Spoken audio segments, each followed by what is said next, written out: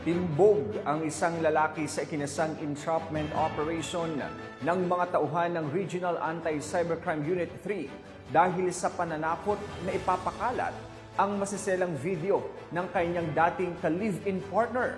Pacho Woman Mary Grace Artizuela sa report. Arestado ang lalaking ito na kinilala bilang si alias Michael, 25 anyos at residente ng Concepcion, Tarlac, sa ikinasang entrapment operation ng mga tauhan ng Tarlac Provincial Cyber Response Team ng Regional Anti-Cybercrime Unit 3, katuwang ang mga operatiba ng Concepcion Municipal Police Station. Ayon sa biktima, dating ka-live-in partner nito ang suspect sa loob ng 5 buwan. Sa panahon ng kanilang relasyon ay nakapag-record ang suspect ng kanilang masiselang video na walang pahintulot. Kapalit ng hindi pagpapakalat sa mga nasabing video ay gusto ng suspect na makipagkita at may mangyari sa kanila ng biktima. Dito na nagkasanang entrapment operation ang mga tauhan ng RACO 3 upang mahuli ang suspect.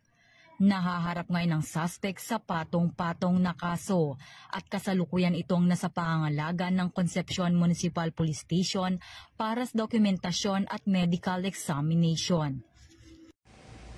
Ang ating complainant ay tumulong sa ating opisina dito sa Tarlac Provincial Cyber Response Team upang idulog ang isang pananakot ng kanyang dating live-in partner kapalit ng hindi pagpapakalat ng kanilang masiselan na larawan at video. So, nagkasa kami ng traffic operation kasama ang Concepcion Municipal Police Station para mahuli ang ating suspect.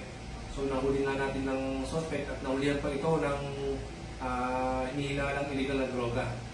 Patuloy lang ito na patuloy ng nagtatrabaho ang ating kapulisan.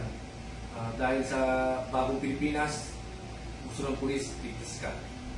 Ako si Patrol Woman Mary Grace Artizuela, watching over you on cyberspace, nagbabalita para sa Police News Network, alagad ng batas, tagataguyod ng balitang pulis.